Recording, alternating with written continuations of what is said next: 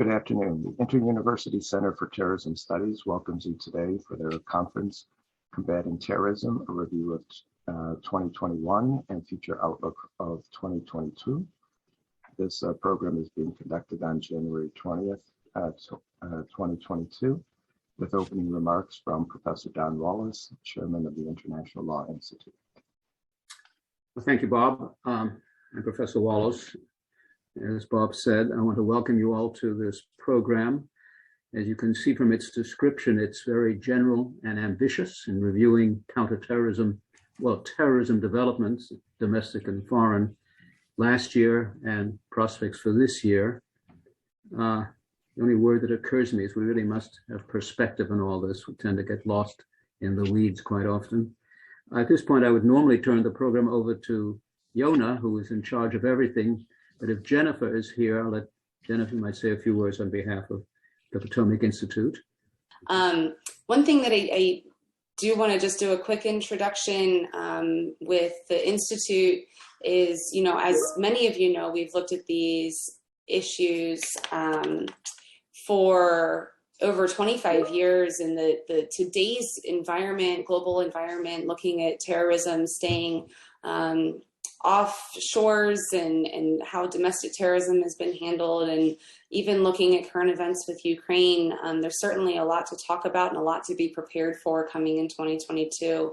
So I don't want to take any time. I think the conversation that you guys are going to have today is fantastic and right on par. I do want to invite General Gray for a couple of comments. He should be logged in with Catherine Young. If we can bring him up real quick, he's sitting at the Potomac Institute while I'm home today.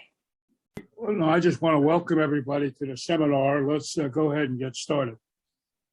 Welcome to our invited distinguished speakers and also attendees, many of our colleagues, the U.S. and internationally. Of course, we know that the purpose of this forum is to provide a terrorism landslide, I think, perspective of the United States last year, all the way from the January 6th U.S. Capitol case to the hostage situation of the Jewish synagogue in Texas. But we have to look obviously at the threat assessment globally, and particularly focus on the governmental and intergovernmental best practices strategies to reduce the risks. So what I would like to do first is to introduce our distinguished panel according to the program that you have before you. First speaker, and I'll come back to him, Dr. Grigorian, who is deputy to the Undersecretary General and Director of the United Nations Office of Counterterrorism. The next speaker, Thomas Berezovsky, who is a counsel to the domestic terrorism in the counterterrorism section of the U.S. Department of Justice, will join us a little bit later on due to a schedule issue, but he will come on later on. And then our colleague Oliver Buck-Revel, the former Associate Deputy Director of the FBI, as well as Captain of the U.S. Marine Corps. And then our colleague, Professor Rita Caldwell, the Distinguished University Professor at Maryland and Johns Hopkins, and Senior Fellow at the Potomac Institute for Policy Studies. We're very pleased also to have Dr. Ivan Anchev, a former Bulgarian diplomat, who is joining us from Sofia, and it will focus on terrorism and law enforcement issues. And then, of course, Ambassador Charlie Ray, our colleague, former U.S. ambassador in Asia and Africa, and also Deputy Assistant Secretary of Defense for POW, missing personnel affairs at the Pentagon and all that. And surely we are waiting to hear from General Gray later on. So I would like to move on in one second, but if I may just mention a little historical footnote that I think is relevant to our discussion today, because today, January 20th, if we look at the calendar and we look at the historical record, it is basically the 41st year's anniversary when 52 U.S. embassy hostages were seized by Iran November 1979, were released finally after 444 days. So really the question that we have to ask ourselves, can we learn from history? And what are we going to learn? Is the worst yet to come? Can we learn that the civilization will survive? So these are some of the issues that I think we can discuss. Obviously, we cannot cover every important issue, but we would like to move on according to our program and to ask our colleague, Dr. Buffy Gregorian, as I mentioned, is titled at the United Nations. He worked in many capacities, academic and diplomatic and military as well, on counterterrorism and international peace security issues for many years. And prior to joining the United Nations, he was director of multilateral affairs in the Bureau of Counterterrorism of the United States Department of State. And he had many positions at the State Department and very senior missions that he had over the years. And particularly it comes to mind his contribution to the conflict in the Balkans, the issue of Bosnia and Kosovo, and so on. And he provided also advice to NATO and elsewhere. I would like to mention also his academic, I think, contributions of many of the years. And he received his doctorate from Johns Hopkins University, and also some other degrees, master's degrees, also from King's College in London, as well as studying at the University of Pennsylvania, and he majored in history. So he can provide also interdisciplinary perspective, and he published extensively. I think we have a slide of one of his books and his contribution to our studies on NATO. So, Rafi, it's all yours. Thank you, Yona. I hope everyone can hear me. That's a typical greeting in the Zoom environment, I think, right? Anyway, Happy New Year to you, ladies and gentlemen, dear colleagues. I'm very pleased to join you for this discussion, and I thank the Inter-University Center for Terror Studies for the invitation. Last year, we marked the somber 20th anniversary of the 9/11 terrorist attacks and opened what many feel is a new chapter in the fight against terrorism, a fight that we will have to take forward in a very different strategic, geopolitical, and technological environment impacted by climate change, pandemics, and interstate competition in a fragmented world. The fight against terrorism has seen significant successes in the past 2 decades, though. Hundreds of terrorist attacks were foiled, many unbeknownst to the public. Terrorist leaders were neutralized, including the founders of Al-Qaeda and Daesh. Cells were disrupted and their operational space squeezed through unprecedented international action spurred by the Security Council. We confronted the largest wave of foreign terrorist fighters in modern times and brought about the territorial defeat of Daesh in Iraq and Syria. Yet, despite these successes, thousands more lives have been lost to terrorism and too many are still at risk. Besides physical destruction, terrorism has sown division, fear, and trauma in our societies.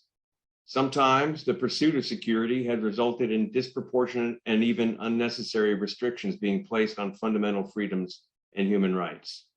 So we should be approaching the new decade, not just with continued determination, but also humility and a desire to do better. 2021 has shown that the terrorism threat landscape has become geographically more diffuse, ideologically more diverse, and tactically more varied. It is set to evolve further under the impact of transformative technologies as member states, UN entities, international and regional organizations, civil society, and private sector partners discussed during the second Counterterrorism Week organized by UNOCT last June. Daesh and Al-Qaeda remain the top global threats, from guerrilla campaigns in and near conflict zones to the potential for lone individuals inspired online, acting with varying degrees of planning and sophistication. The group's expansion in many subregions of Africa continued, spreading from the Sahel to the Gulf of Guinea, taking further hold in Central and Southern Africa, including Mozambique, the Democratic Republic of the Congo, and now threatening Uganda. All the while, al-Shabaab continued to pose a protracted threat to Somalia and its neighbors. The Taliban's takeover in Afghanistan in August has been widely perceived as a moral boost for terrorists and violent extremists.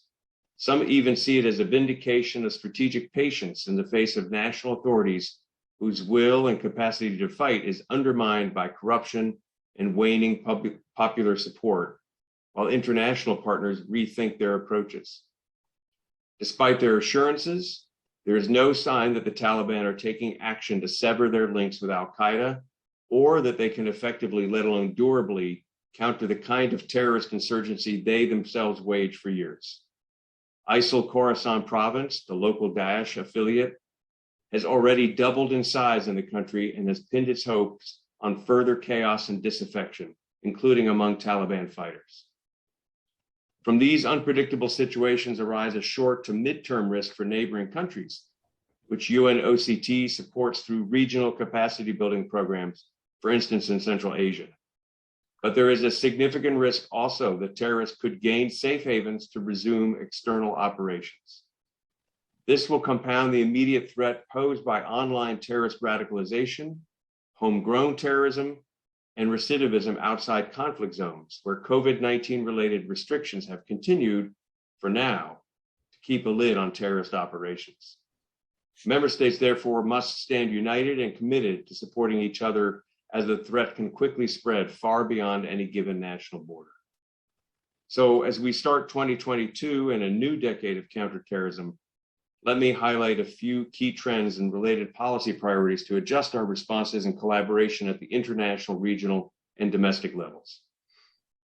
The General Assembly's 7th and most forward-looking review resolution of the Global Counterterrorism Strategy, adopted last June, provides important guidance in this regard and a clear roadmap for UNOCT and our UN Global Counterterrorism Coordination Compact of 42 UN and partner entities to support our member states. First, growing discontent and polarization and the spread of conspiracy theories and hate speech have widened the pool of individuals susceptible to being mobilized for violence.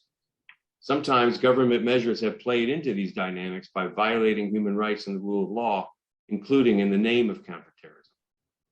This trend preceded the pandemic, but fractures in society have widened and become glaring. Millions of people have lost livelihoods, hope, and support. Millions, especially youth, spend more time online, increasingly exposed to predators and harmful content. Secretary General Antonio Guterres has warned we are facing a breakdown of truth, trust, and values.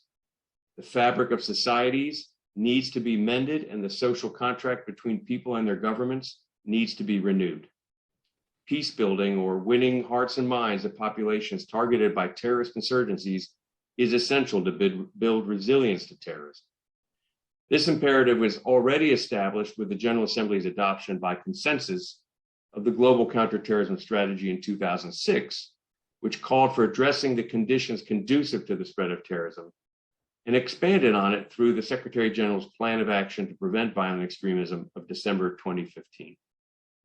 General Assembly negotiations for the 7th Strategy Review that I just mentioned reflected growing ownership of the prevention agenda, and the outcome language underlines the need to build inclusive and accountable institutions to promote pluralism, tolerance, and interreligious and intercultural dialogue, and to address hate speech and to counter incitement to hostility, hatred, and violence. It is clear that these issues are much larger than terrorism and should be addressed in their own right.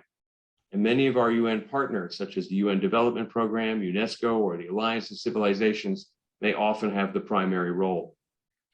But terrorism is a reminder of what can happen when inclusivity and accountability are ignored, and UNOCT will continue to engage and offer support to member states under its global Preventing and Countering Violent Extremism program, including for policy development, strategic communications, and youth empowerment. Similar dynamics have been at play in fueling the appeal and replenishing the ranks of Al-Qaeda and Daesh, but also in driving the rise in terrorist attacks on the basis of xenophobia, racism, and other forms of intolerance, or in the name of religion or belief, better known in the United States as racially and ethically motivated violent extremism, or REMV. UNOCT is preparing a report of the Secretary General to be issued in September on this growing concern for many member states, especially in North America, Europe, and Oceania, and its transnational dimensions. Our programs are designed to address terrorism in all its forms and manifestations, consistent with the international legal and policy framework against terrorism. So we are looking at how we can tailor our efforts to support member states requesting assistance against this scourge. Second, the growing interplay between terrorism, weak governance, armed conflict, and organized crime adds complexity to an already difficult challenge. Terrorists exploit and actively instigate the power vacuum that state fragility creates, undermining state legitimacy even further. They cause humanitarian crises, hamper humanitarian assistance, and can be spoilers in peace efforts. The reality on the ground is increasingly blurred. This growing entanglement destroys the rule of law, suppresses human rights, entrenches corruption, and impedes sustainable development. Yet we cannot simply conflate these challenges. They each require appropriate instruments, the right amount of attention, and counterterrorism needs to be integrated as part of sophisticated and comprehensive responses. Last September, Secretary General Guterres issued his landmark report on our common agenda, suggesting a way forward to implement the political declaration adopted by member states for the UN's 75th anniversary.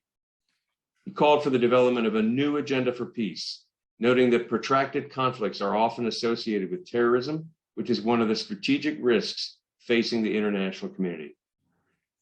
Fragile and conflict-affected member states need comprehensive packages of advice and support, including counterterrorism as but one element, to build in a sustainable fashion their own capacities to deliver security and other basic services for their people. In this vein, UNOCT has continued to strengthen its presence in the field to be closer to its beneficiaries and its partners from peace operations, UN country teams, and regional organizations.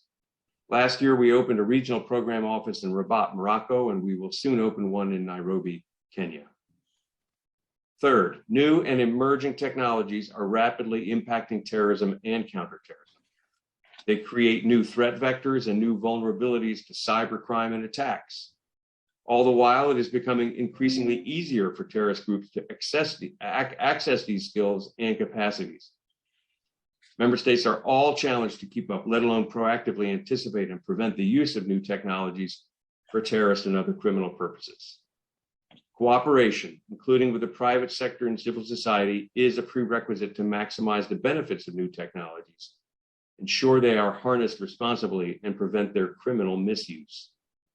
UNOCT is prioritizing technology in its own operations and in our support to member states.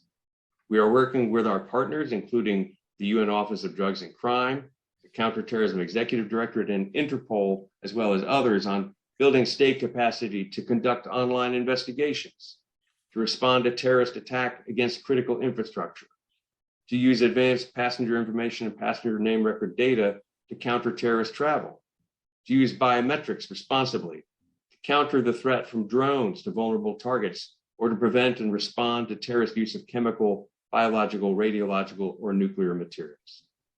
This year, we are looking to strengthen our focus on the use of virtual assets and cryptocurrencies for terrorism financing, and following a first excellent expert roundtable in December to address the intersection of violent extremism with digital online gaming spaces and their adjacent platforms. Fourth, we need to anchor counterterrorism back into the rule of law and human rights. The reason is simple. Disregarding the rule of law fosters impunity, and failure to protect and promote human rights, especially human rights violations committed by security forces, gives terrorist recruitment tools for free. The 7th strategy review resulted in significant advances on human rights, including gender equality, the rights of the child and victims of terrorism, and mitigating the impact of counterterrorism measures on civil society and principled humanitarian action. Applying a gender lens is key as terrorists strategically manipulate gender stereotypes to recruit. Misogyny permeates terrorist ideologies and tactics, and terrorism and counterterrorism alike impact women and girls differently and often disproportionately. UNOCT has taken these priorities to heart since its establishment, and we have now built a dedicated human rights and gender section reporting directly to me. This year, we will organize with Spain a high-level conference to follow up on the virtual dialogue we held with human rights and civil society partners in the run-up to the strategy review, and we will convene the first global Congress of Victims of Terrorism later this year. Urging member states to repatriate their nationals in camps and detention facilities in Northeast Syria will also remain a key priority in 2022 for the UN system at the intersection of counterterrorism, humanitarian action, and human rights.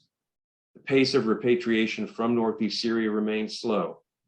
Leaving the people there stranded brings neither security nor accountability, nor does it respect the rights of thousands of children who should not be punished for their parents' crimes.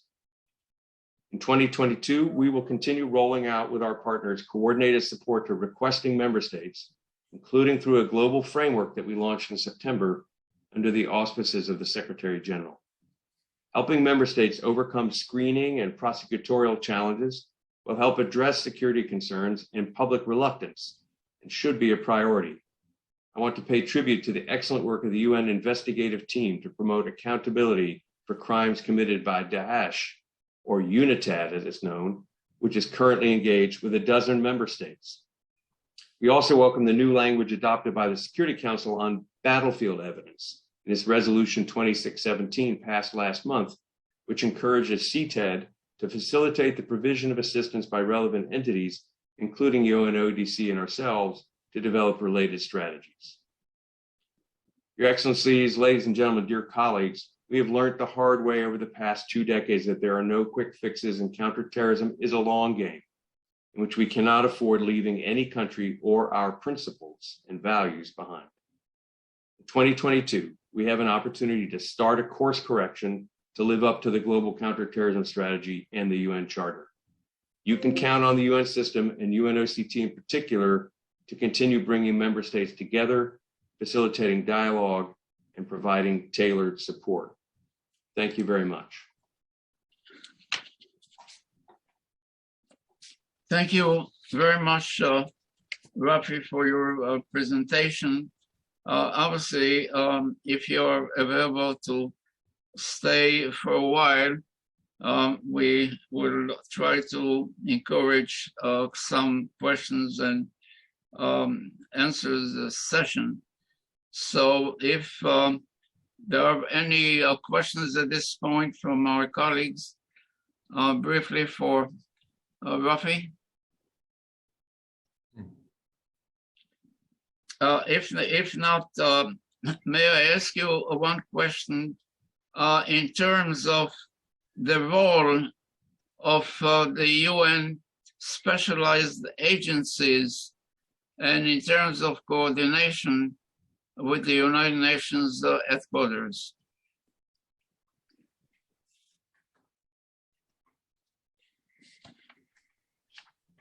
Sorry, what's the question?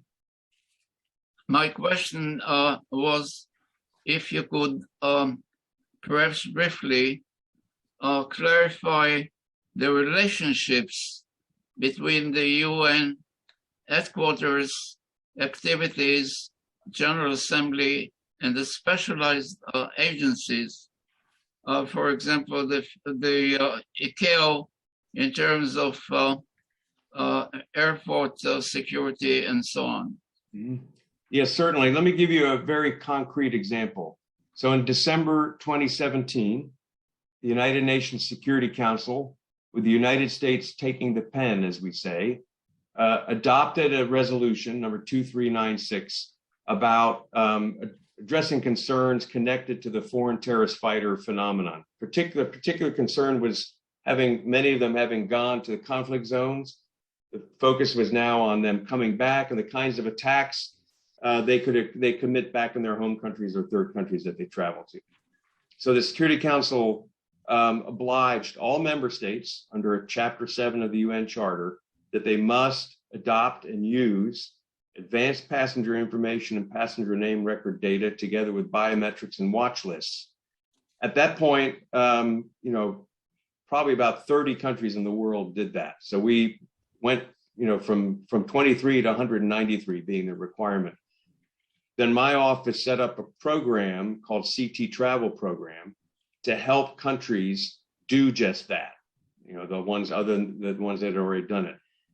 We got software from a member state, the Netherlands, that they donated it to us, and then we put together a consortium of UN entities to include UN Office of Drugs and Crime, the Counterterrorism Executive Directorate, the International Civil Aviation Organization, and the Office of Information and Communications Technology, together with Interpol, and now additional partners, IOM and OSCE and others, to help member states put in place the legislation in compliance with human rights protections, to establish and train passenger information units to use this data that would come in from air travel to be able to detect the movement of terrorists, and then to give them the software and the hardware and the training to use all of it. Right now, we have 49 member states have signed up for that program, and we already have gone live in a pilot project in the 15 countries of the Caribbean community.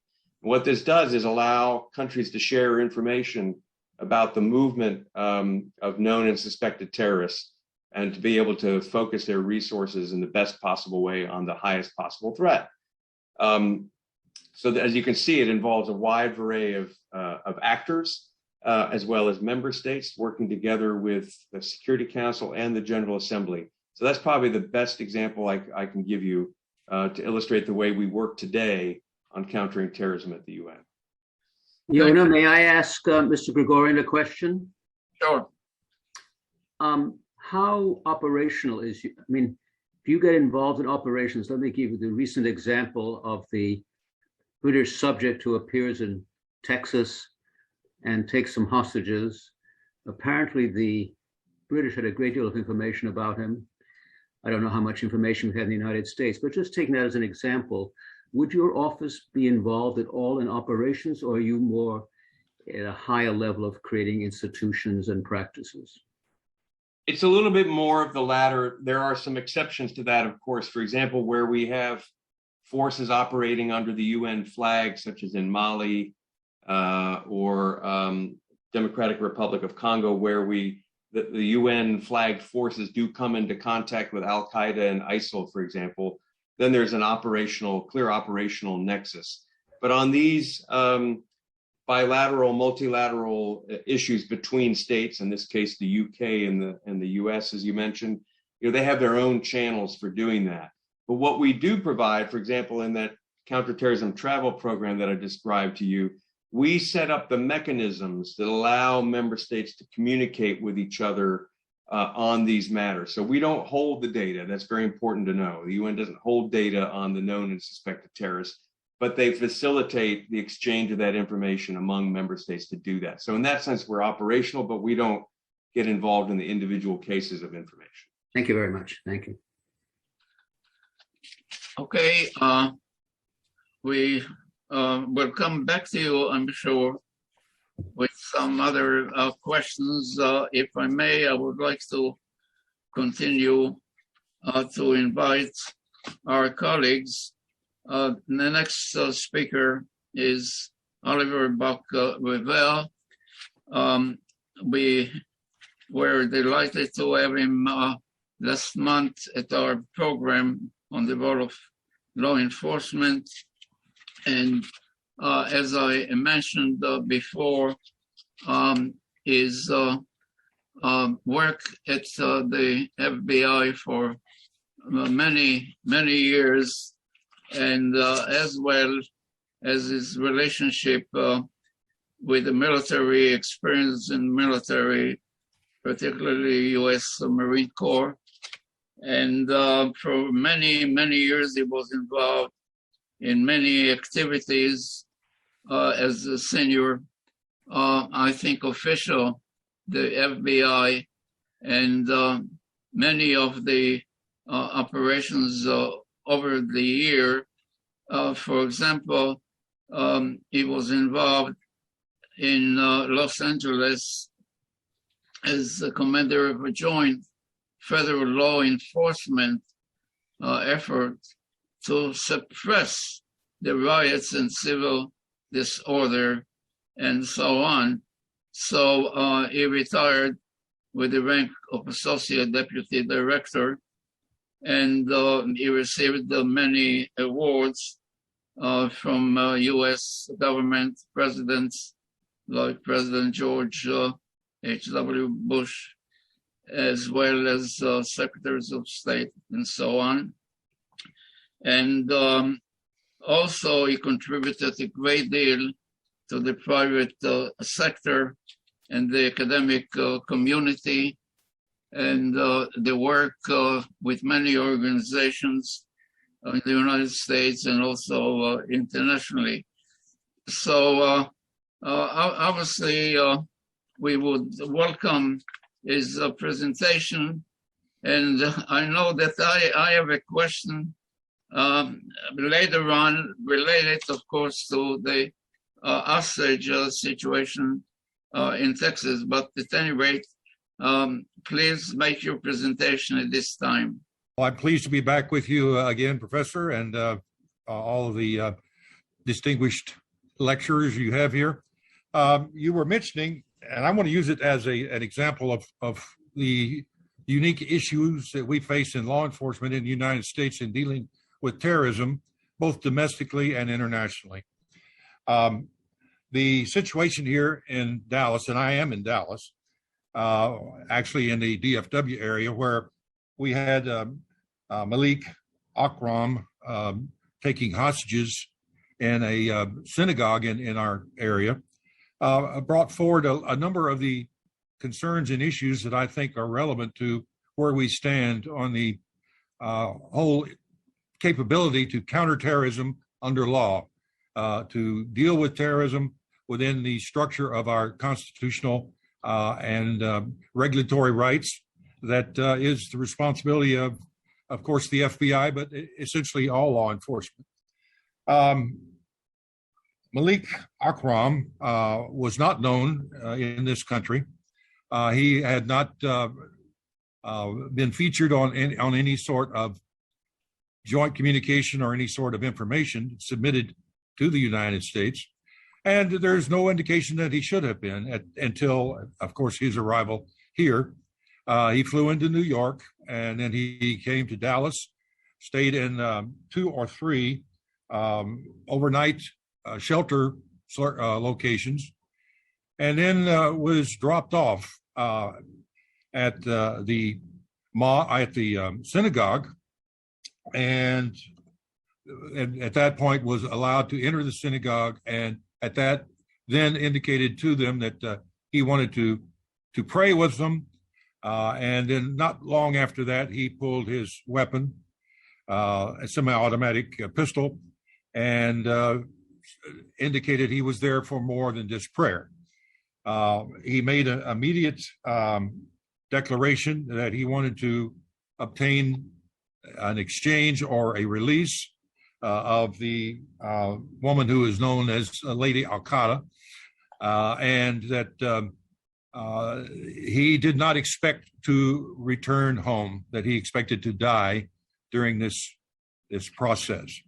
Now, that particular statement obviously put this whole issue in a different context. It became tactical right up front. That doesn't mean they're going to rush in the door, but they knew they had to deal with a very grave issue, threatening the 4 worshipers in the synagogue, but also the possibility of his having perhaps other contacts in the area that could cause difficulties in the process. The Colleyville police responded immediately, and fortunately, the ongoing activities in the synagogue allowed there to be a wide community of knowledge, because it was an ongoing, not festival, but ongoing presentation in the synagogue, and so the inner and activities of Akram were known very widely by this closed circuit television process, probably a Zoom conference like we're having. And then the Colleyville police were on the scene within 3 to 4 minutes. They had been well schooled in hostage situations. They set up a perimeter, they established communications, they did the things that they're supposed to do. And then they reached out to the FBI and other agencies, including the Texas Department of Justice, and also ATF came in as part of the Joint Terrorism Task Force here in the Dallas area. The demand for the release of the female prisoner in the Fort Worth Medical Center, which is a Bureau of Prisons facility, ramped the thing up to the point where immediately they knew that they were not going to be able to meet any of his demands. So there was a determination that if he held to his word, this was likely going to end up in a rather traumatic close. And the greatest concern on the part of the Colleyville police chief and the agent in charge of the FBI was to obtain the release of the hostages with the minimum possible violence. However, during the ongoing negotiations, he called a colleague, a friend back in the UK, and laid out what he was doing and why he was doing it, and kept saying, "And I shall not return except in a body bag, and that I'm carrying out the wishes of Allah," and so forth. So they knew from the outset that he had no plans on surrendering or returning to the United Kingdom, that he was there to carry out a jihadi attack, and that the synagogue became a important connection. He wasn't attacking the synagogue per se. He was using the synagogue in order to reach the American government to obtain the release of his. We don't think there was any connection between them except his respect for her and her role as a leading female jihadist in the world, and was also on the FBI's top terrorist wanted list before she was apprehended in a firefight in Afghanistan, in which she wounded American personnel, and was later tried in New York and sentenced to 80 80-something years, of which she's still in the early stages of serving. The negotiation went on for some time, and during this, the agent in charge here in Dallas called back to Washington and got the hostage rescue team actually deployed here to Dallas. And they were able to do that in 4 hours. And that is a very remarkable return, because the HRT is located at Quantico, and they can't fly out of Quantico, so they have to fly out of, in this case, I think it was Dulles. And they flew in military aircraft, and then were deployed with vehicles to the synagogue, and immediately took up the inner perimeter on the location, and then interacted, of course, with the Colleyville police, the FBI agent in charge, and so forth. The FBI's local office was conducting most of the dialogue with him during the process of the outcome, or the event. But there was participation also by a Colleyville officer, and that was helpful. When the HRT arrived, the hostage negotiators started directly briefing them on what was going on, so they would have a complete picture. Well, as this went forward for over 11 hours, there was a continuous dialogue, and it was noted that he was becoming much more aggressive. His speech and his threats were becoming very specific. So just as they had arrived at the point that they were going to have to do a dynamic entry, the door sprang open, and out came two of the parishioner, or the participants in the synagogue's activities, two members of the synagogue, and followed by a man that turned out to have been a key to this release or escape, because the rabbi had picked up a chair and thrown it at Akram to gain their immediate escape. Fortunately, the HRT was right there to take the detainees in protective care and remove them from the scene. And then the HRT made a dynamic entry into the facility, into the synagogue, where again Akram lived up to his promise and attempted to fight his way out and was killed. The agent in charge made a tactical mistake in very good faith after the event, because there was tremendous press interest, not only here in Texas, but throughout the United States, and obviously in the UK as well. And he made a statement which was factually true, but incorrect in the context. He said that there was no indication or evidence that this was an attack against the Jewish faith or the synagogue. He had other objectives. Well, the only demands he made were for the release of the female prisoner. But the very fact that he had done it so by taking hostages in the synagogue should have led the SAC to say, but there is an obvious connection here with the jihadist activity, and that is being pursued. And it, of course, was being pursued. Now, during this time, they were in touch at the scene and through FBI headquarters with the British authorities, particularly MI5, and it was determined that Akrad was known to them, but was not on any watch list. They had brought him in for questioning, as they can do in the UK. He had been considered a potential threat in the future, but not at the time, and was never carried on their terrorist threat list, and no information on him was conveyed to the United States.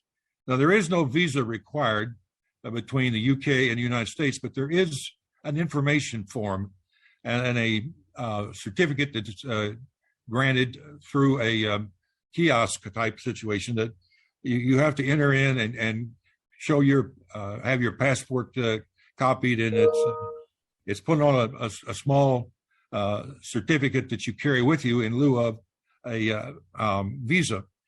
But that did not include any information about this trip that was conveyed to authorities because there was no warning flags of his potential terrorist status. The phone calls he made are very interesting, and there'll be an assessment and a release on that would pertain to threat assessments for other circumstances. He was born in Pakistan, migrated, as many Pakistanis do because of being a Commonwealth country, to the UK, had been there for some time, had family there, and his activities relating to becoming an extremist emanated from the UK, not from the United States, nor was he frequently in Pakistan, although he had been back on a couple of occasions. So whatever activities led him to his radicalization would have been in the UK, and there'll be very significant interest on their part in following up to see what it might mean for their procedures and their intelligence collection process. As far as the tactical result here, it was exceptionally good. The Colleyville Police, the task force, JTTF, they came in and did what they needed to do very quickly, and there were no outside casualties. And the only casualty was the subject, who made it plain he wouldn't be taken back except in a body bag, and he lived up to that expectation. I think that this particular circumstance, because it involved a foreign individual flying into the United States, coming from New York to Texas, having a specific objective and target, and had already made the decision that he was not going to return, that this would be his final act as a jihadi to carry out this action. I think it points to one of the issues we have on domestic. We have 19,000 police departments. We've got over 50 state agencies. We have several federal agencies. And how do you facilitate not just an action like this, but the coordination of intelligence and joint planning to be prepared to resolve those instances without any unnecessary bloodshed.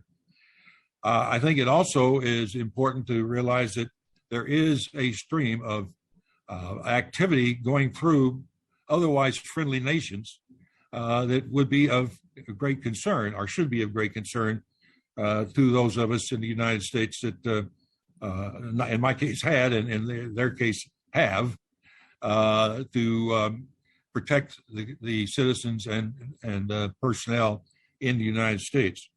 The mention of the United Nations, very frankly, during my tenure in Washington, we had some interest with the United Nations on several things, but not terrorism. It was an area where, very frankly, we were concerned about intelligence sharing because, after all, the United Nations has some 200 countries, and several of them are very hostile to us. And so the way that you would share classified information has to be very precise and very focused, and not generally available throughout the membership. And we'd gone through the same sort of approach with Interpol, which also has virtually the same cast, and including several that are state sponsors of terrorism or use terrorism in their own policy and activity. On the assessment of what's going on in the United States today, I think the one area that hasn't gotten sufficient attention is the threat we face from Iran, particularly in view of their open pledge, which is rebroadcast virtually every day in some form, to retaliate and take revenge for the killing of Soleimani. He was the commander of their Revolutionary Guard and one of the most capable and cold-blooded terrorists in the world. But he had the Quad Force and a number of other capabilities that gave him extreme lethality in his ongoing activities, including attacks and planned attacks in Saudi Arabia, the Emirates, and other locations where they felt that they were too close to the United States or any U.S. facilities in the area.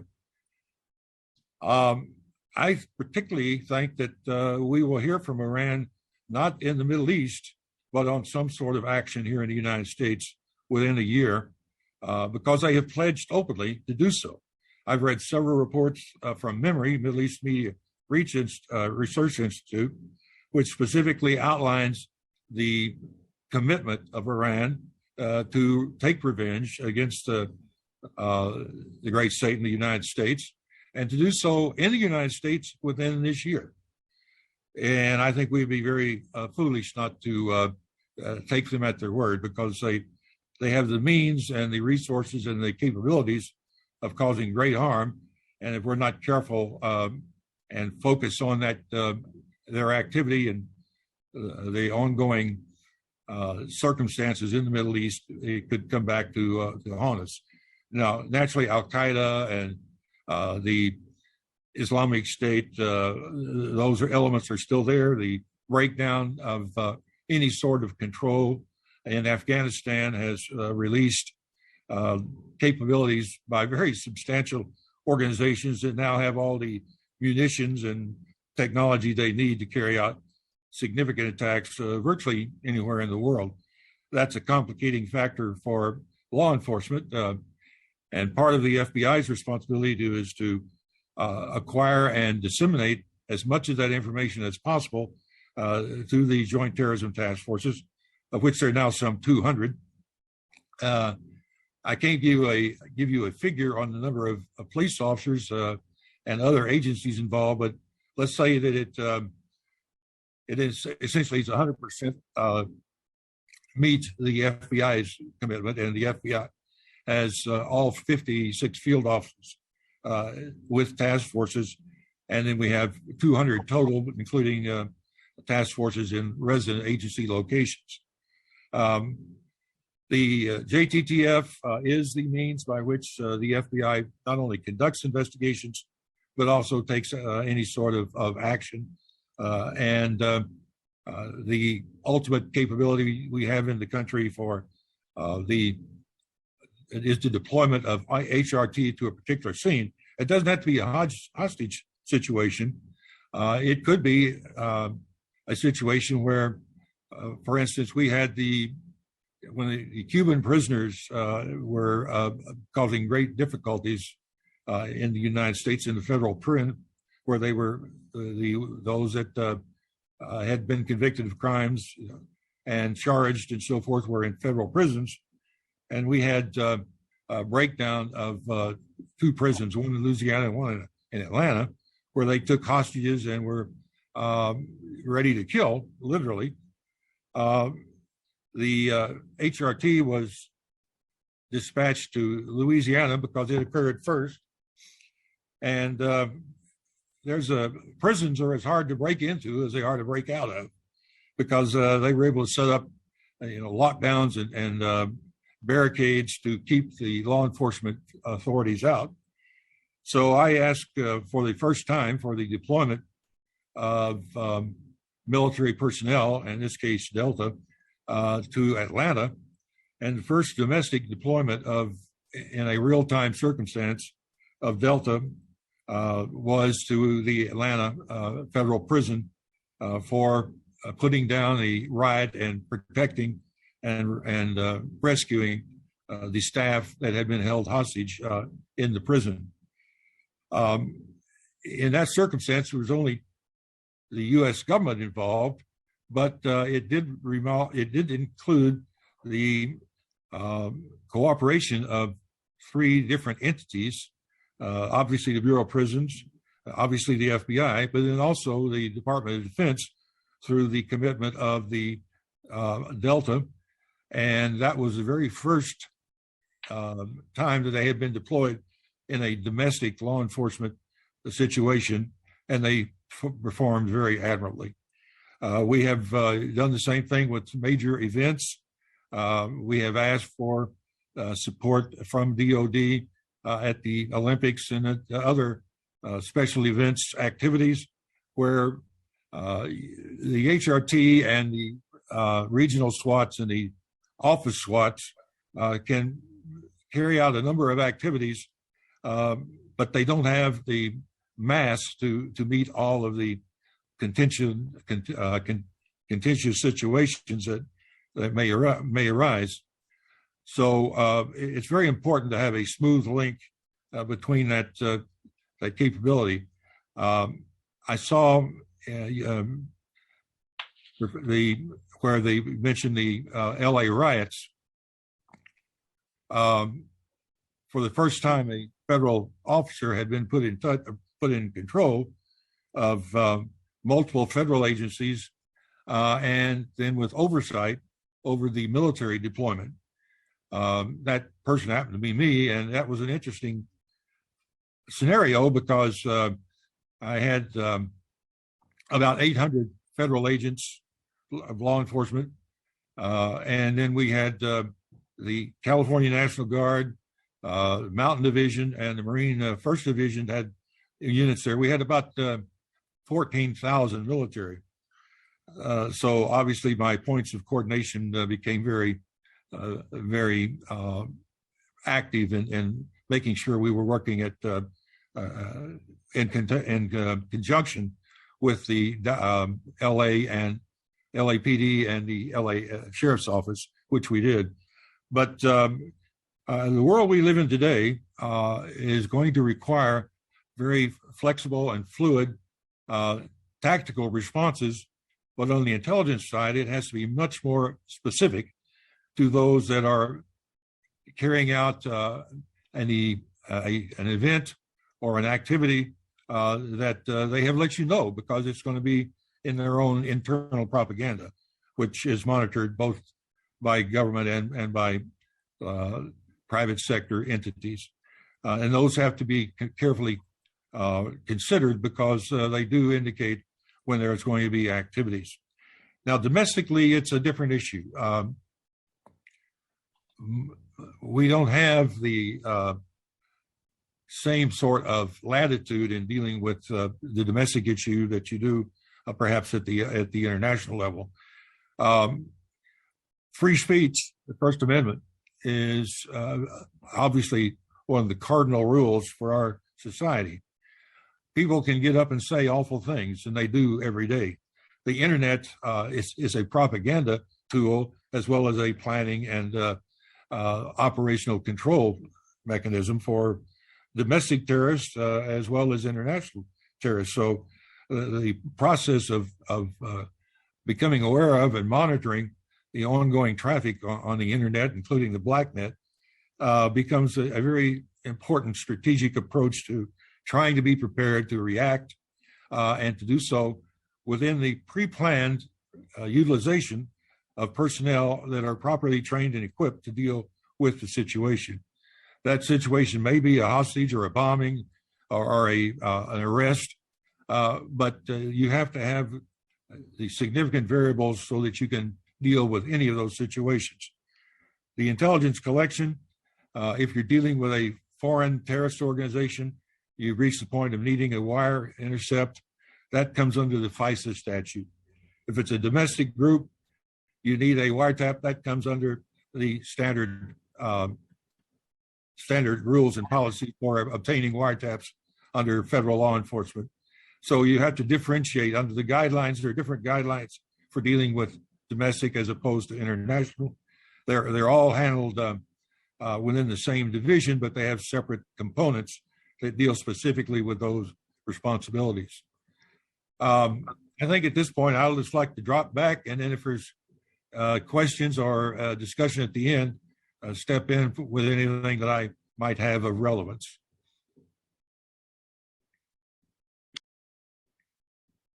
Thank you very much, Bob, for covering both the domestic and the international dimension. I'm sure that our colleagues will have some questions for you later on. If we may move to our other speakers, I would like to invite our colleague, Professor Rita Caldwell.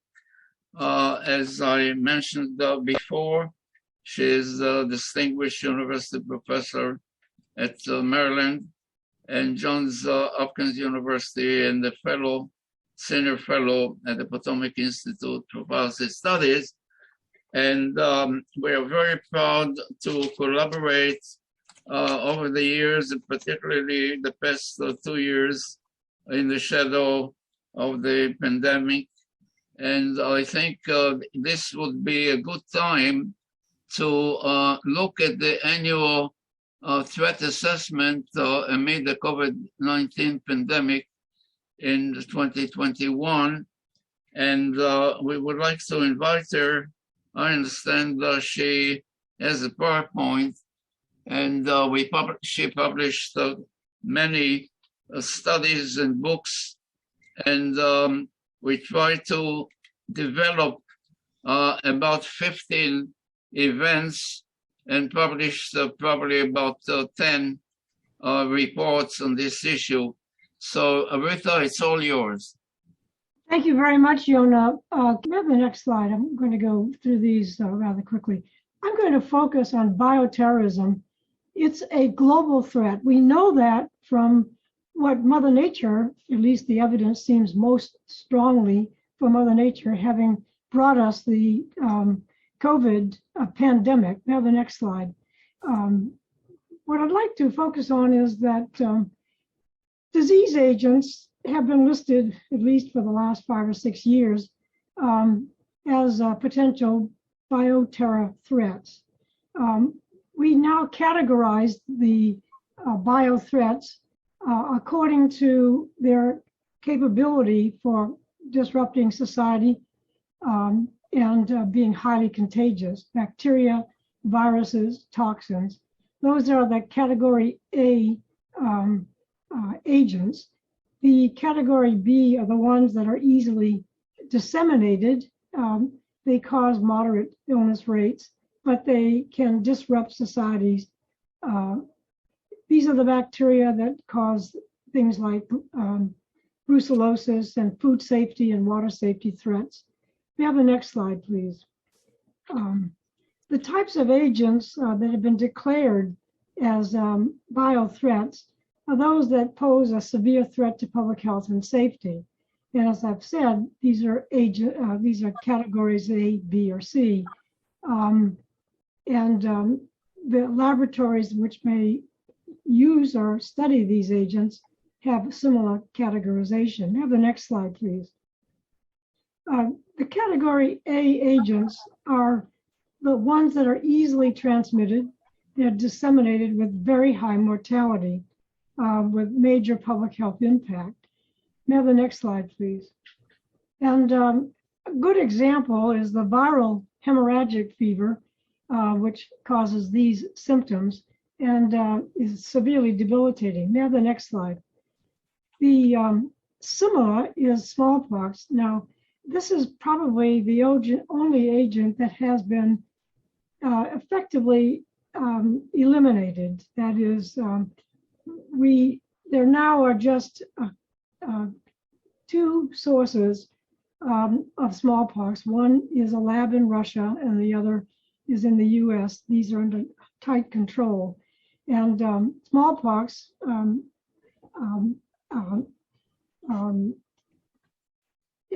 has the vaccines to smallpox, or at least immunization, is no longer done. Hence, we do have a totally global susceptibility population because of the fact that we do no longer vaccinate against smallpox. May I have the next slide, please? Category B agents are those that are relatively easy to disseminate with low mortality rates, but nevertheless can incapacitate a country, a population. May I have the next slide, please? Q fever is an example. the source is contaminated animals and disseminated via contaminated dust. And have the next slide, please. Category C agents are the emerging pathogens that can be engineered for mass dissemination. They're relatively available, can be easily produced and disseminated with a high mortality rate or the ability to cause a major health impact. May I have the next slide, please? This is an example. That's the hantavirus. And in the Southwest, this virus is appears periodically, and we do have cases each year. It's a pulmonary symptomatology. May I have the next slide, please? The H1N1, we have outbreaks periodically from nature, but it's an agent that can be a category B biothreat if it were to be developed. May I have the next slide, please? Now, we've had SARS outbreak that we were able to control. This occurred some years ago, but it's a member of the coronavirus family, a virus family, a group of viruses of which SARS-CoV-2 is currently in pandemic form, of which we are all thoroughly aware. May I have the next slide, please? It's been argued that rational state actors would never use biological weapons offensively. The argument was that biological weapons can't really be controlled. It would backfire. It would harm the army on the offensive with worse effects than the target of the biothreat. An agent like smallpox or airborne viruses would spread worldwide. We know this now. COVID-19 clearly demonstrates what happens if an agent is not properly, fully controlled. May I have the next slide, please? So modern biowarfare has not been demonstrated except through, at the present time, Mother Nature.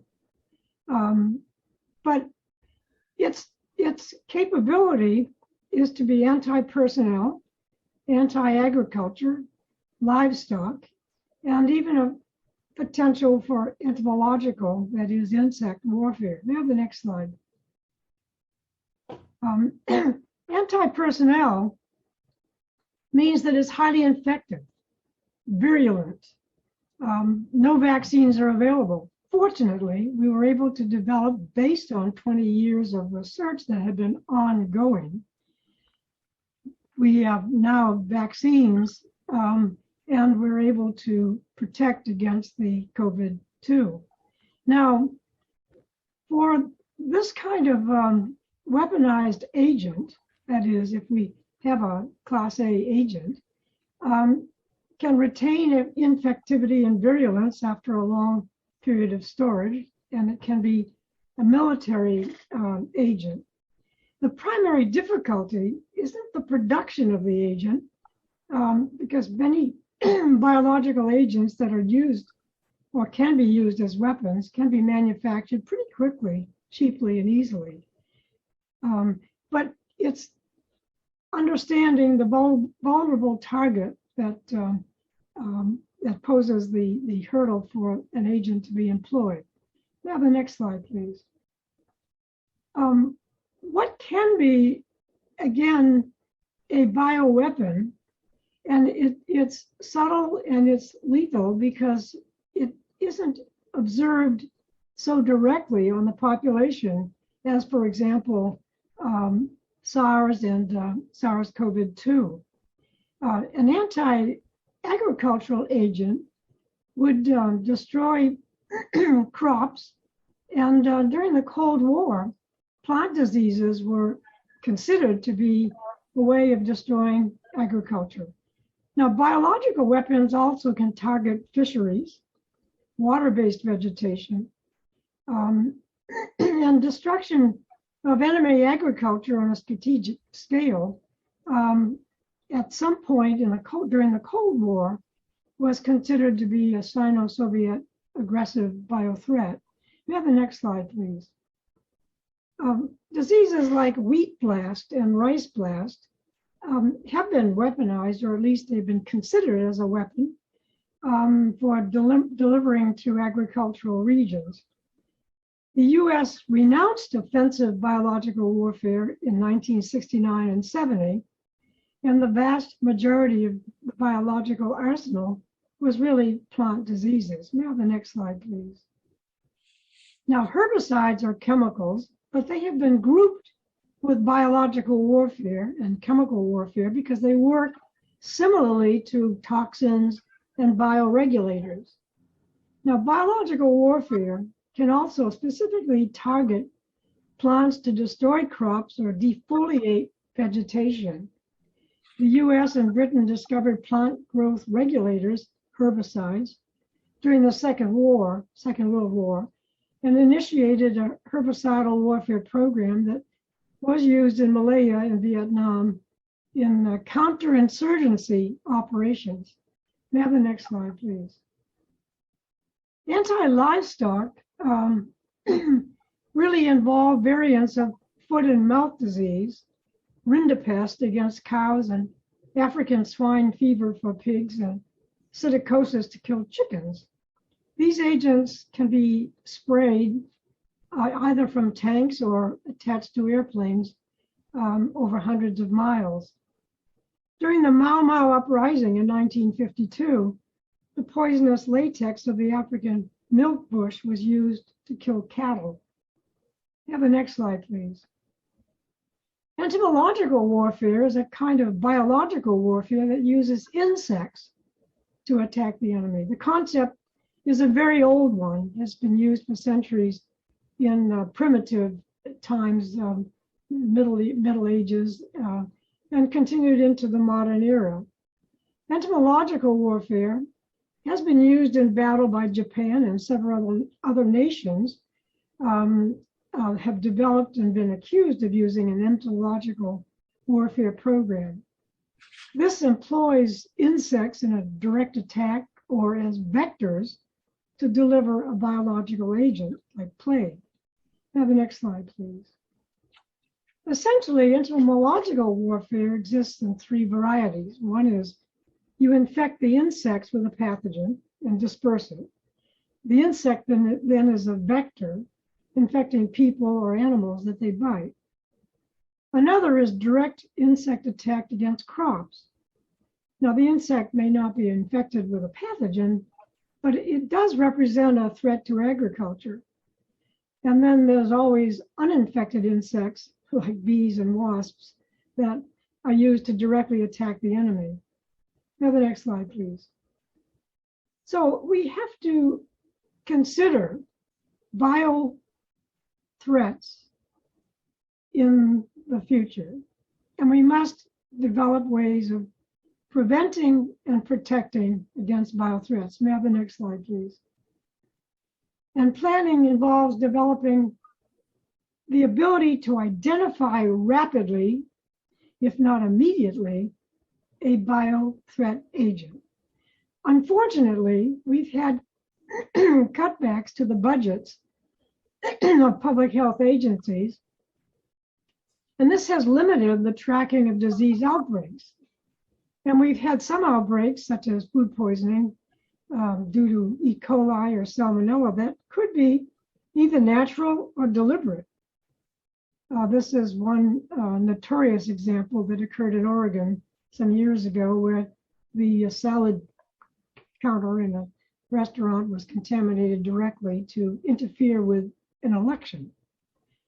Biodefense protects against bioterrorism, and investment is clearly important in biodefense. May I have the next slide, please?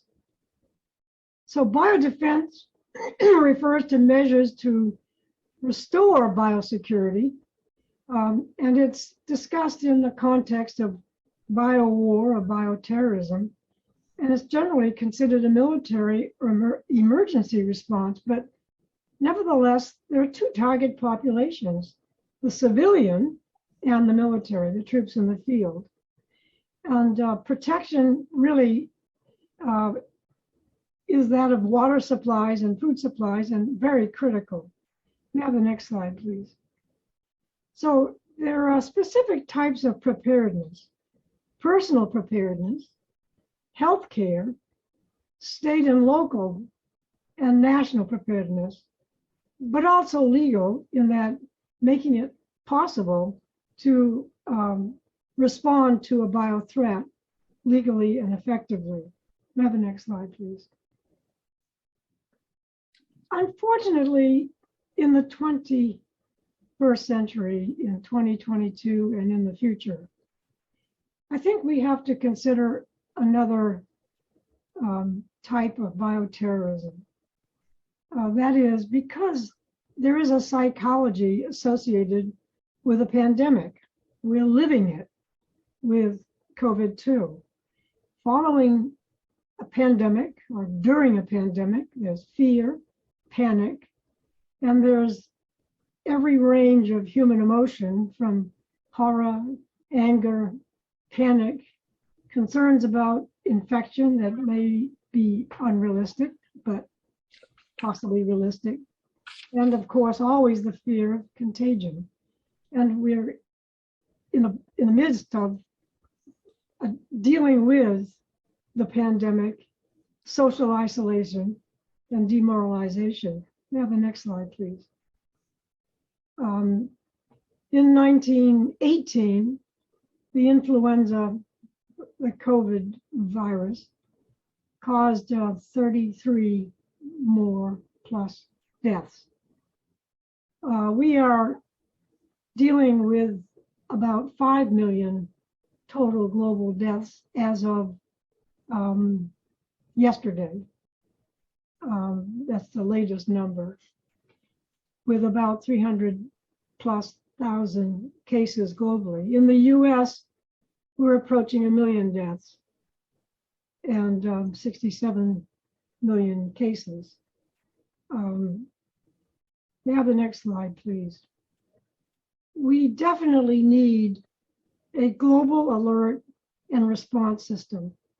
We need to understand that biothreat no longer is contained to a single locale.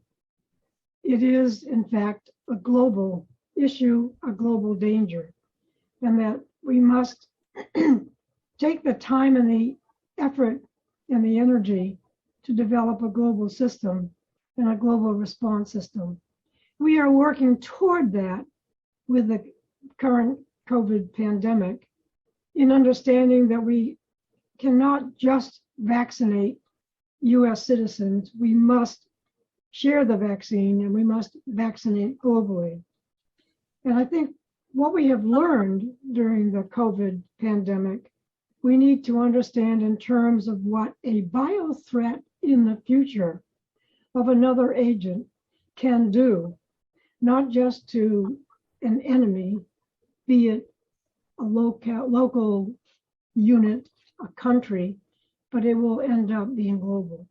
So this is, I think, a kind of rudimentary and all too familiar presentation of what bioterrorism means and involves.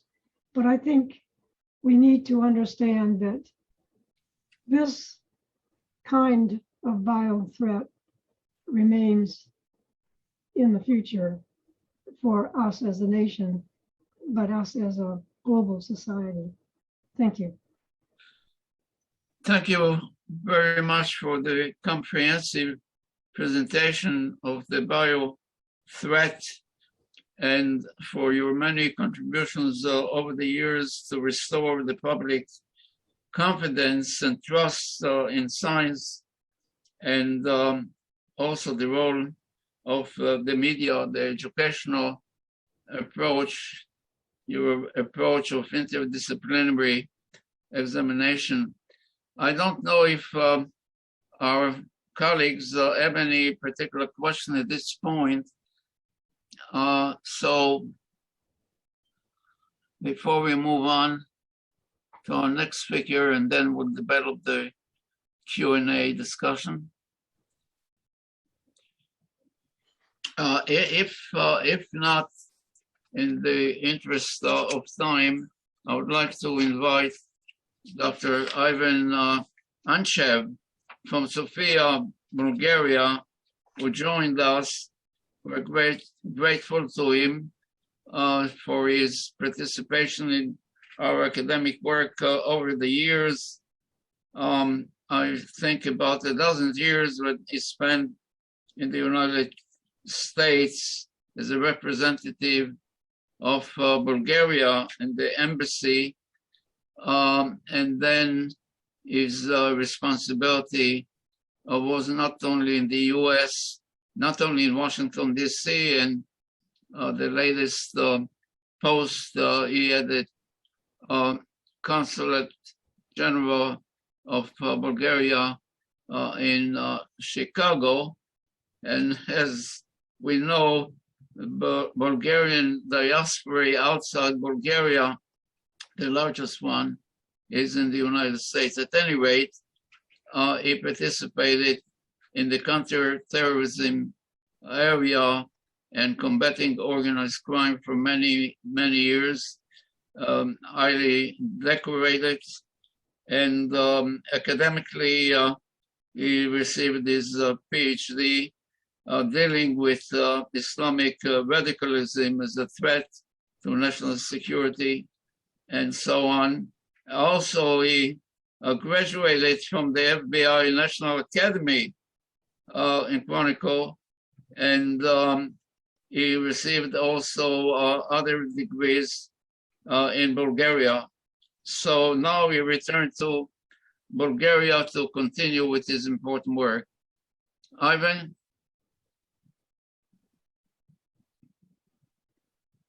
Thank you, Professor Alexander. It's a great pleasure to see you again, to say good evening from Bulgaria, because it's 10:26 p.m. right now in Bulgaria.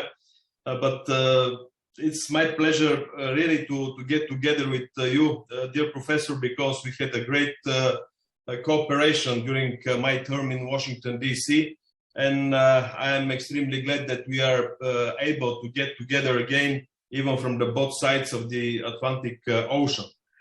Before I start my short comment, I would like to present that I left Bulgarian government 1 year ago. Next comments are my personal comments, and they are not connected and related with the Bulgarian government. Now, I'm a person who is out of the Bulgarian government structure. I will start with the regional framework in the region, and I'm gonna talk predominantly for the hybrid and asymmetric operations on the Balkans right now, because the situation not only on the Balkans but also in the region, you know, the tensions around Ukraine are really difficult at this moment, and it's tough to live here with such neighbors. Speaking more geopolitically. Of Bulgaria's 5 neighboring countries, 4 are members of NATO. This is Greece, the Republic of North Macedonia, Romania, and Turkey, and 2 are members of the EU, Greece and Romania. Bulgaria is a NATO member since 2004 and EU member since 2007. The Balkan region is characterized by high volatility in political and international relations, directly dependent on global and regional powers. The key players for the Balkans are the United States and the European Union on one side, and Russia, China, and Turkey on the other. Due to many historical reasons, Turkey is an important and unavoidable regional factor on the Balkans. Turkey is a major power player in Bosnia and Herzegovina, and a major player in the political gambit in Bulgaria, the Republic of North Macedonia, and Kosovo. This is one of the maps that I prepared for this presentation. Thank you very much. Another potential player with influence in the Balkan political process is Serbia, directly supported by Russia in military, economic, and political field, and by China economically. Thanks to Russia and China, Serbia has shown a growing leadership and role on the Balkans in recent years. Please open the next slide. Initiated the Open Balkan Initiative, also known as Mini Schengen format, which was officially launched in early 2020, through which it openly aims to attract to its sphere of influence Albania and the Republic of North Macedonia, as well as to minimize as much as possible the role of Bulgaria and Kosovo in the region. This Mini Schengen initiative is strongly supported by Russia as an appropriate form of breaking up the EU-NATO bloc in the Balkans and driving a potential wedge into regional bloc cooperation. Serbia is also trying to negatively influence the stability of Bosnia and Herzegovina through the malevolent influence of Serbian ethnic leader Miroslav Dodik and his tools for influencing to the state framework of Bosnia and Herzegovina. Nowadays, I'm gonna make a short overview over the Russian influence in the region, and after that, I'm gonna make a brief overview country by country. You can remove the slide. Thank you very much. Nowadays, when we are studying terrorism on the Balkans, we shouldn't think for direct terrorist threats like bombings, assassinations, kidnapping, etc. The last terrorist attack in Bulgaria was in 2012 when a Hezbollah operative bombed a bus and killed 6 Israeli citizens and their Bulgarian bus driver. When we talk on terrorism on the Balkans today and in 2022, we must have in mind state terrorism, not a state-sponsored terrorism or state-supported terrorism, when a certain criminal terrorist group was paid, trained, or logistically supported by an authoritarian or totalitarian country to execute a terrorist act in a concrete other country. No, we must have in mind terrorist activities organized and executed by authoritarian or totalitarian government officials. Most of these activities are hybrid or asymmetric, but some of them could be a direct attempt for assassination in the same way and modus operandi as Skripal and Litvinenko cases in Great Britain. I will make a very brief overview country by country, and we'll start with my country, with Bulgaria. 3 years before poisoning of Russian double agent Sergei Skripal and his daughter Yulia in Salisbury, UK in 2018, there was another but very similar case in Bulgaria. In 2015, a Bulgarian arms dealer, Emilian Gebrev, was poisoned with a nerve agent that many believe was Novichok. Emilian Gebrev was hospitalized in April 2015 after collapsing at the reception he was hosting in Sofia. His son and one of his company's executives also fell ill shortly after, and all three were hospitalized. Gebrev fell into a coma, and doctors surmised he had been poisoned, though they could not identify the poison used. The Bulgarian investigation into Gebrev's poisoning was reopened after Gebrev told the Bulgarian prosecutors he believed the substance used against him could have been similar to Novichok. The story gained little attention at the time, and reports of possible Novichok link only surfaced in Bulgarian newspapers. This situation ended in early February 2019, when the investigative platform Bellingcat claimed it had discovered that a possible suspect in the Skripal's poisoning had been in Bulgaria at the time Gebrev fell ill. 1 year later, in February 2020, Bulgarian prosecutors had charged 3 Russians, Sergei Vyacheslavovich Fedotov, Sergei Viktorovich Pavlov, and Georgy Gorshkov, with the attempted murder, all these 3 in absentia, with the attempted murder of Gebrev and his 2 associates. One of these men, Sergei Vyacheslavoich Fedotov, also went by the alias DVS, according to the Bulgarian prosecutorial authorities. The initials matched the name Denis Vyacheslavovich Sergeyev, a high-ranking officer of Russia's military intelligence service who operated internationally under the name Sergei Fedotov. In October 2018, the Russian news website Fontanka named Fedotov as a suspect in the Skripal's case. A spokesperson for Sofia's prosecutor office told Reuters, quote, "We have identified the man. The names we revealed are the ones we have worked with so far. We believe the initials we have also published represent their genuine identities." End of quote. Vladimir Putin's spokesman, Dmitry Peskov, said it was difficult to understand why the Bulgarian poisoning allegation had only come to light several years after the event. And here I'm stopping this story because I know that I'm constrained in the time, but I'll continue with other country, the Bulgarian neighbor Serbia. Serbia is Russia's most loyal ally in the region, and Serbia was rocked in 2018 by a spy scandal. Videos released on YouTube show Russian military attaché's aide, Lieutenant Colonel Georgi Kleban, meeting with a senior Serbian intelligence officer. The two visited a restaurant in Belgrade, the Zemun district. They exchanged envelopes with gifts. One shot clearly shows a Serbian officer pulling out an envelope with currency given to him by Lieutenant Colonel Kleban. Serbian President Aleksandar Vučić has ordered an urgent investigation into the case, and Defense Minister at this time, Aleksandar Vulin, described the case as serious. It was not clear what type of information the Russian deputy military attaché was interested in.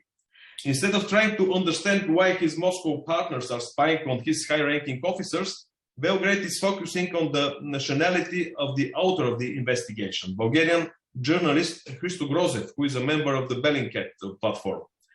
Considering Serbia's role in the complex solitaire of Russian spy games in the Balkans, it should be noted that in recent years, Belgrade has become a regional hub for pro-Kremlin hybrid media Sputnik, employing more than 20 local journalists. It aims to expand the Russian presence through the soft power in Serbia and post-Yugoslav space to destabilize the EU's efforts to stabilize the Western Balkans. The fact that the Balkans are an important space for Russian services has also been proven in the cases of Montenegro and the Republic of North Macedonia. Montenegro. In the late fall of 2016, pro-Serbian forces in Montenegro, with the support of Russian military intelligence agents, tried to overthrow the country's legitimate prime minister, Milo Đukanović. The goal was to kill him in order to stop Podgorica's pro-Atlantic orientation. The Secretary of the National Security Council of Russia, Nikolai Patrushev, flew to Belgrade in person to solve the problem with the two Russian agents that were arrested in Montenegro and transferred from Podgorica to Belgrade. The names of these agents are Eduard Shishmakov and Vladimir Popov, who took part in the aforementioned coup attempt. According to the British newspaper The Guardian, citing a source from the Serbian government, Patrushev apologized for, quote, the crude operation for which its executors did not have the approval of the authorities, end of quote. Despite this declaration, there are documented meetings between Shishmakov and Popov and renowned Serbian nationalist Aleksandar Sinđelić in a Belgrade park. Sinđelić is the leader of the pro-Kremlin organization Serbian Wolves. He volunteered for the separatist side in the conflict in Donbas, eastern Ukraine, where he came into a conflict with the Russian special services. Into a contact, not in a conflict, but when he came into a contact with Russian special services. Shishmakov and Popov handed over 125,000 euros to Sinđelić for the purchase of machine guns and ammunition, as well as to recruit 500 men from Russia, Serbia, and Montenegro and that man to be armed and well-trained with combat experience in third countries. What about the situation in the Republic of North Macedonia? In addition to Serbia and Montenegro, the Russian military intelligence, along with its Serbian counterparts, has sparked tensions in 2017 in the Republic of North Macedonia in an attempt to halt Skopje's ongoing pro-Western orientation. In the spring of 2017, a group of dissatisfied citizens attacked Macedonia's National Assembly and tried to stop the creation of pro-Western majority around the social democratic union, as well as an Albanian to be elected as Assembly's chairman. During the clashes in the Macedonian parliament, Goran Živajlović, the official representative of the Serbian services at the Serbian embassy in Skopje, appeared at the assembly. According to the Bosnian newspaper Journal, Russian spy Vladislav Filipov is the man who ordered the attack of the parliament of North Macedonia in the spring of 2017. The purpose of the attack on the parliament of Macedonia was to kill Ziadin Sela, one of the leaders of the Macedonian Albanians, as well as Zoran Zaev, then preparing to become a pro-Western prime minister of Republic North Macedonia. According to the above-mentioned Bosnian newspaper, the coordination of the Macedonian parliament's attack was on the Bulgarian Black Sea coast, where there was a special equipped villa of Russian military intelligence. The operation plan itself was developed in Belgrade, where the Russian military intelligence has their main residence for the Balkans. And at the end, I'm going to have a brief view on Greece. The activities of the Russian intelligence services managed to embitter the long-prepared celebrations for the 200th anniversary of the establishment of Greek-Russian diplomatic relations.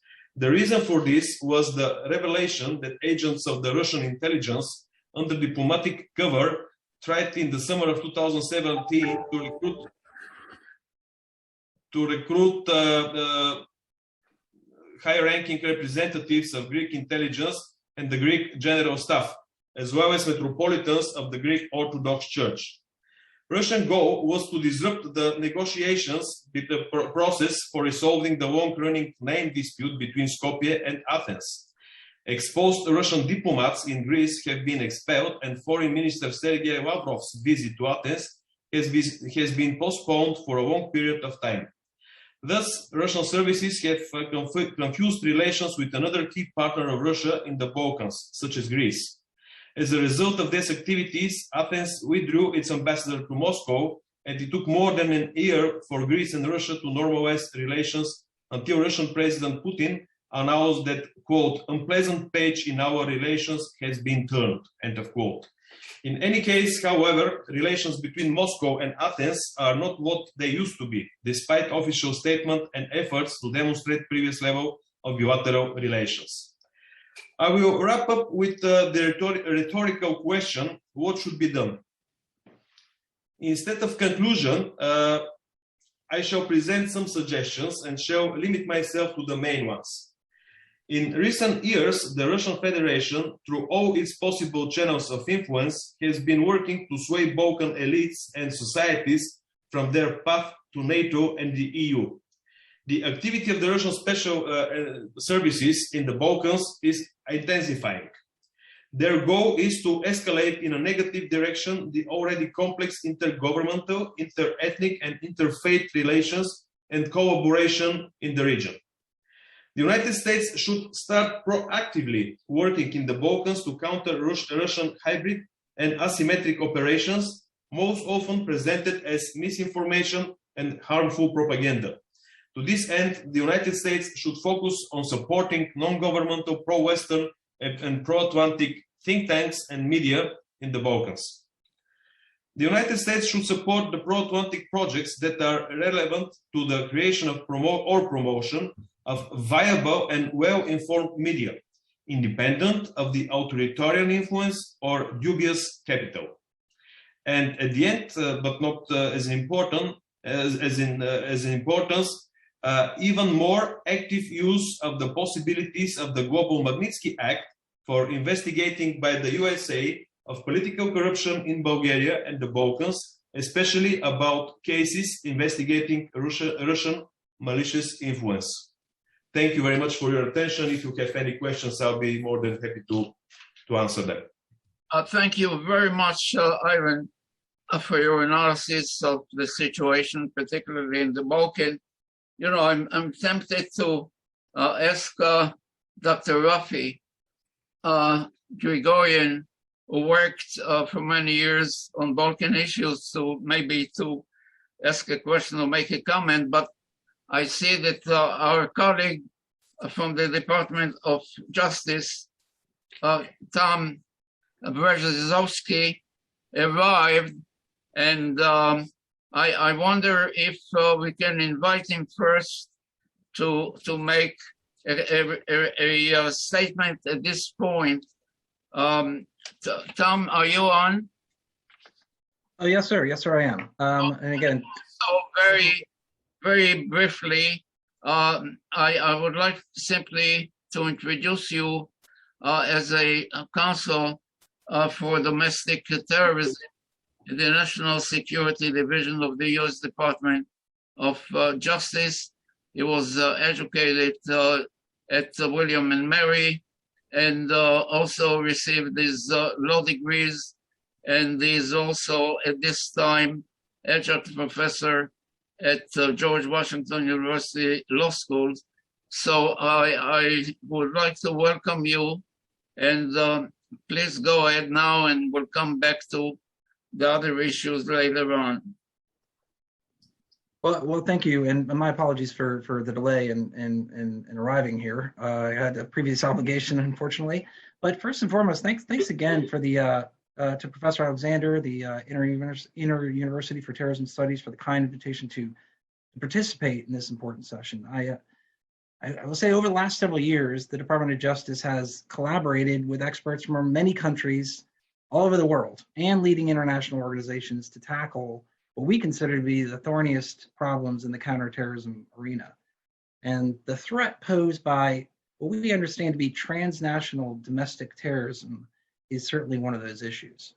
One recent example, among many others, of the DOJ's commitment to engage with our foreign partners in this area is our participation in the UNODC's forthcoming Manual on Prevention of and Responses to Terrorist Attacks on the Basis of Xenophobia, Racism, and Other Forms of Intolerance.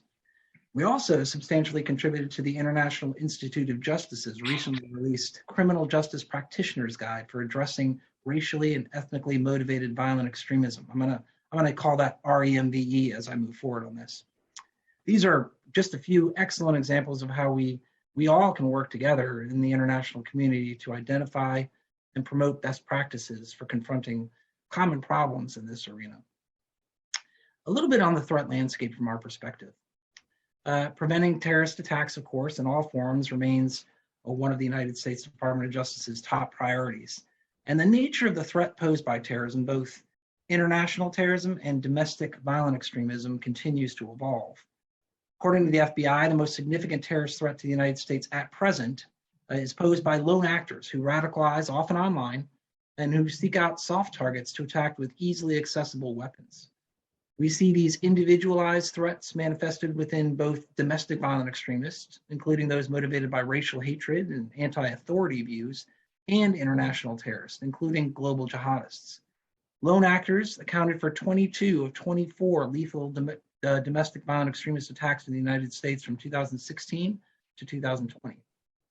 Among the domestic violent extremists, the top threat we face are what we identify as racially and ethnically motivated violent extremists, REMV, specifically those who advocate for the superiority of the white race and who have been the primary source of most lethal incidents of violence in the recent years. Since 2010, for example, REMVs in the United States have been responsible for 24 out of 41 domestic violent extremist attacks and 88 out of 128 deaths during that period, most often using firearms. I'm going to mention a few of these heinous attacks.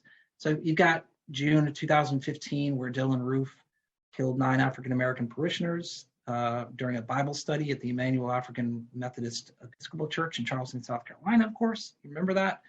And then, of course, in August 2017, you have James Fields, who intentionally drove his car into a diverse crowd of counter-protesters at the Unite the Right rally in Charlottesville, Virginia, killing one woman and injuring dozens of others. In October of 2018, Robert Bowers killed 11 Jewish congregants gathered to engage in worship at the Tree of Life Synagogue in Pittsburgh. And then in August of 2019, Patrick Crusius shot and killed 23 people and injured several others at a retail store in El Paso, Texas, reportedly targeting Hispanic victims. Now, with regard to the transnational, racially and ethnically motivated violent extremist threat, we've seen some US-based domestic terrorists attempt to establish links with like-minded foreign individuals and organizations. In addition, we're seeing some US-based domestic terrorists travel overseas to meet with like-minded individuals and organizations and establish operations.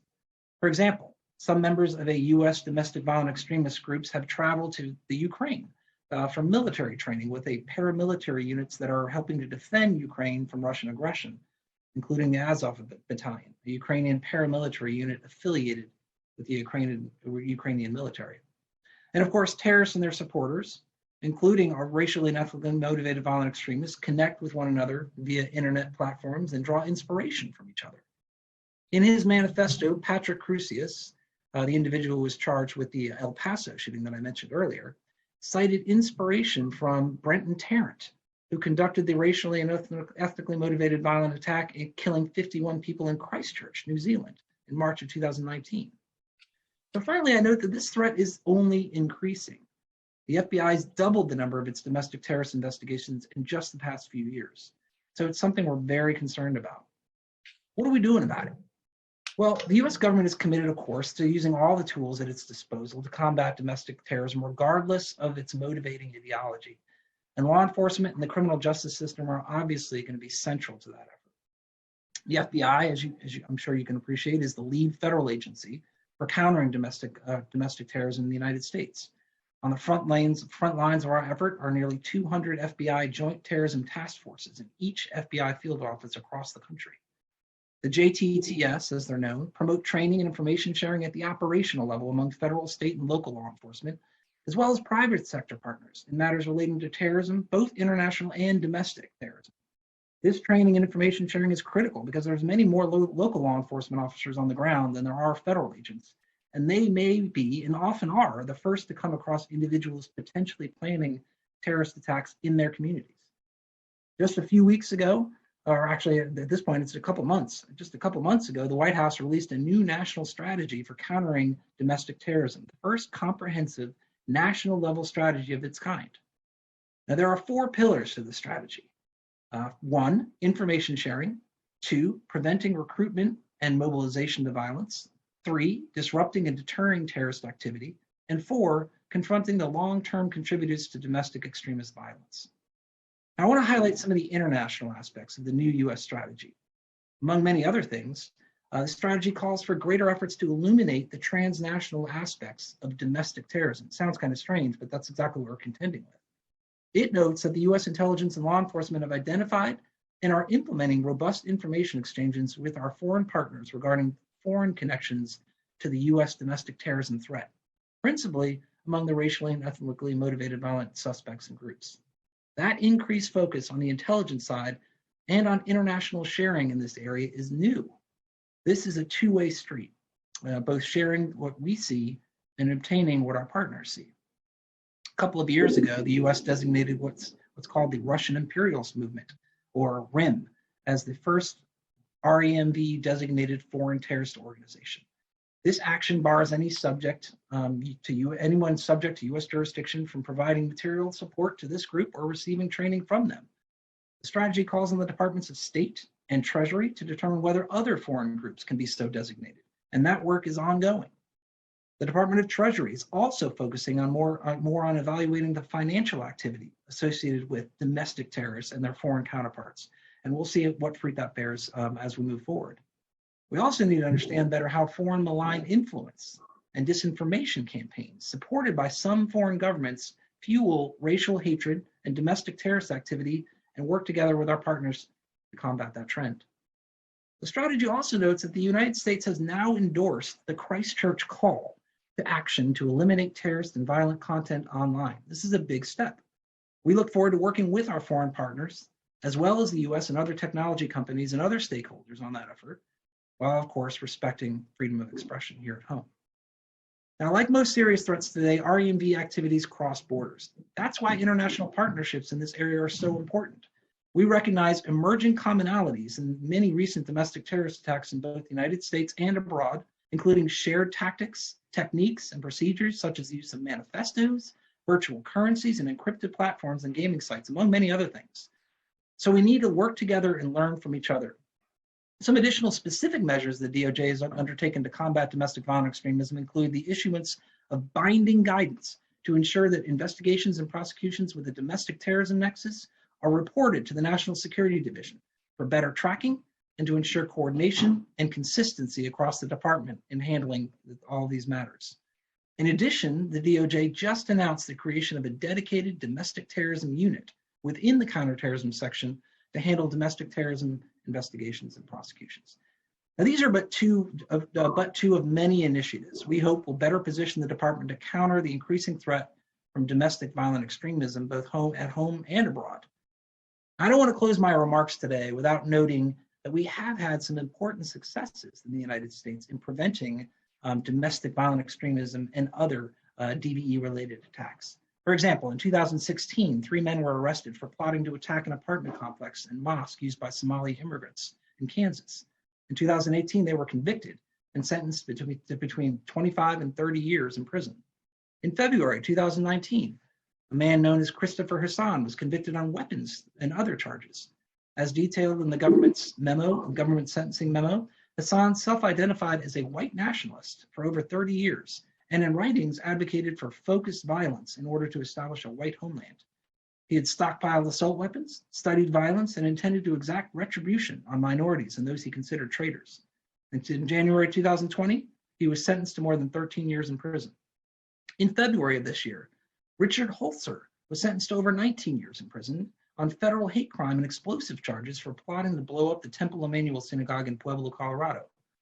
Holzer told undercover FBI agents that he wanted the bombing to send a message to Jewish people that they must leave his town, otherwise people would die. And then just last week, the leader of the Atomwaffen Division, a neo-Nazi organization here in the United States, was sentenced to 7 years in federal prison for his role in a plot to threaten and intimidate journalists and advocates who work to expose anti-Semitism. These success stories never get as much attention as the terrorist attacks that do occur, but they show that with diligence, dedication, and persistence, we can and will achieve these sorts of successes and ultimately save lives. So I'm grateful for everybody who works on these efforts all across the globe, and I certainly look forward to collaborating with you and learning from you as we pursue this common objective. Thank you again for the invitation to attend this session.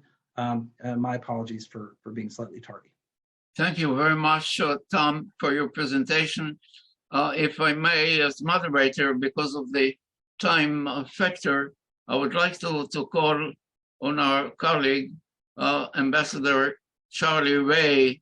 As I introduced him before, he served as a U.S. ambassador in Asia, in Cambodia, Vietnam, and elsewhere, and in Africa, and also was Deputy Assistant Secretary of Defense for POW, Missing Personnel Affairs.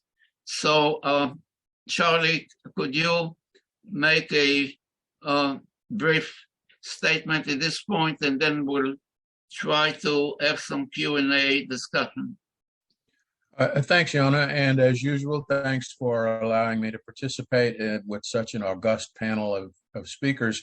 I am really reassured to have heard the comments today about the broad approach that has to be taken to combating violent extremism and terrorism. In particular, the comments of the last speaker and of Mr. Gregorian of the need to incorporate other than military and law enforcement, which is essential, but not sufficient to deal with the problem in our efforts to not just combat international terrorism, but to take a look at the problem of domestic terrorism, which can have a significant impact on our ability to deal with international terrorist organizations and require a concerted diplomatic effort to make sure that all of these moving parts move smoothly together. I'm going to thank you, gentlemen, and you too, Dr. Caldwell, for, again, very enlightening presentations. And thanks, Yona, for letting me be a part of this. Thank you very much. I would like to ask Professor Don Wallace, may we extend this for another few minutes, the Q&A discussion? You may. Thank you very much. Okay, so if I may, I would like to invite our speakers to join and to make a statement or whatever. First, Dr. Rafi Grigorian, still there? I'm still here. Okay, great. Thank you, Professor, and thank you for those very interesting presentations. You know, we do have a program on chemical, biological, radiological, and nuclear related terrorism. So I was very interested to hear the biological or the biorisk presentation from Ms. Dr. Caldwell. I'm also fascinated by Ivan Anchev's description of what's going on in the Balkans. I think my experience there is consistent with what he described, but because of my current position in the United Nations, I think I'll just leave it at that for the moment. But I have to say I'm captivated by Councillor Brzezowski's presentation on what the US calls REMV. I touched on it in my remarks, Councillor. It is something that the United Nations and the UN Office of Counterterrorism, which I head, is very interested in. We are looking at how to modify our tools to address REMV, and particularly the transnational aspects of it. Everything from travel of people. We have a very robust counterterrorism travel program, but also the financing and other aspects of the transnational nature of it. So I'm sending you a note in the private chat that hopefully we can follow up at some point in the future. But as you can see, the trend, as I mentioned at the beginning, is more and more of this kind of what might be considered domestic terrorism here in the US. But they feed off of each other. You know, there's been a lot of mention of anti-Semitism, Islamophobic attacks too. The prominence of and the tactics and techniques that Al-Qaeda and Daesh have perfected have been picked up by people in this other sphere, and they're copying each other and using each other as excuses for fomenting violence. And then there was also the mention by Mr. Anchev of the state action of terrorism. You know, so we have large terrorist insurgencies, we have lone wolves or single actors, and then we have state actors now. So it's become a very, very different terrorism landscape than what we had in the, say, 1970s, where we had small groups of radicals hijacking aircraft and stuff like that. So it's a very complicated field nowadays, and we have our work cut out for us. So thank you for giving me the opportunity to speak today and to comment and hear these very interesting presentations. Thank you. Thank you very much. I would like to invite Bob Rivera for any comments. No, I found it very enlightening. I certainly have found nothing I would protest. I think that is a good, the presentations have showed that it is a very dynamic field, requires flexibility, and it also requires a united effort to meet the challenges that are global at this time. Okay, thank you very much, Professor Rita Caldwell. Yes, my comment is that I would like to emphasize, in the case of bioterrorism, you can have a single actor, such as the anthrax episode, in which an individual sent out powders and caused several deaths. Or you can have a community, an organized group, as we had in Oregon, where the salad bar was deliberately contaminated with pathogens in order to make people ill so that they wouldn't go to vote, so they could control some issue that they wanted to have their own outcome. And then you have, of course, the state actors. I think, fortunately, except for, at least in the case of COVID-19, we ascribe this to Mother Nature. At least the evidence is in that direction. But it demonstrates what the power of a biothreat can be. So I think we have to be very, very aware, because we haven't had an event, at least brought to the national attention, for quite a while, over a decade or so. But it doesn't mean that it's not going to happen again, and it can be totally devastating. So just wanted to make that additional comment. This has been a superb discussion. I've really learned a lot, and I've appreciated being a part of it. Thank you.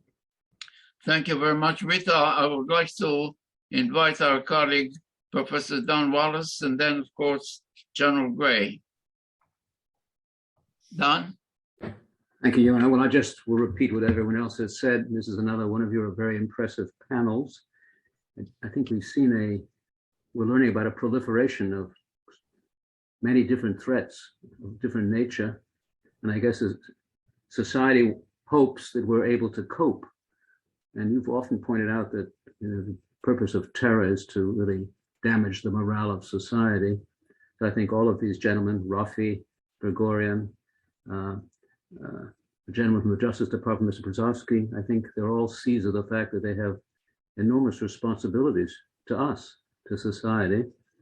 And so, of course, we wish you well. But again, Yona, thank you so much. And General Gray is there, and we'll be reassured by him, I think. Thank you, Yona.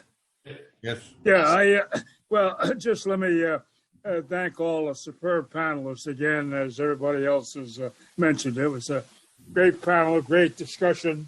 To me, of course, terrorism remains a tactic. And as long as it can be perceived as being successful, it is going to continue to be around. I wish someday someone would come up with a solution with respect to the media. All the media does is enhance their fundraising ability, enhance their publicity, and talk way too much about what they're doing. That's my main concern. But again, thank you all very much. Thank you. Thank you very much. Thank you for your contributions. And let's hope we are entering a better year for societies. That concludes our presentation today. We thank everyone for participating and for our participants and attendees to join us. And we look forward to our next conference from Yona in the future. Thank you all very much. Thank you very much.